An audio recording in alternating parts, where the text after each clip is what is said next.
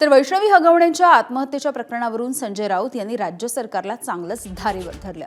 तर राज्य महिला आयोगाच्या अध्यक्ष रुपाली चाकणकर राजकारणामध्ये व्यस्त आहेत असा खोचक टोला सुद्धा राऊतांनी लगावला। जयंत पाटील यांनी मात्र अजित पवार यांच्या विधानाला दुजोरा दिलाय।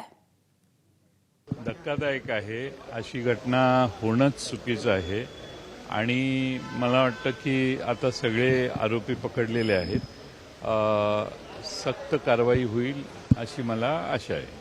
काही सुनेच्या अंगावर काही जखमा आढळल्या, त्यामुळं ही चौकशी केली पाहिजे की हा खून आहे का ही आत्महत्या आहे। त्या कुटुंबियांनी दिलेला छळ केलेला यासाठी जी कलम आहे त्या बाबतीत त्याचा पुरेपूर वापर केला तर या सर्वांना शिक्षा होऊ शकते। त्यामुळं आता अरेस्ट झालेली आहे तर ती लवकर सुटका होणारच नाहीये। महाराष्ट्रातलं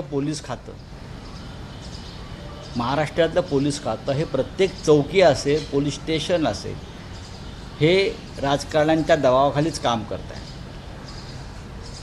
अशा महिला अत्याचारांच्या संदर्भातल्या हुंडाबळीचे खटले केसेससुद्धा जर दबावाखाली चालवल्या जात असतील आणि महिला आयोगाच्या अध्यक्षा राजकारणात अडकल्या असतील तर या महाराष्ट्रामध्ये कायदा आणि सुव्यवस्थेच्या बाबतीमध्ये खूप चिंताजनक परिस्थिती आहे आणि गृहमंत्र्यांना गांभीर्यच नाही ना अशा घटनांचं।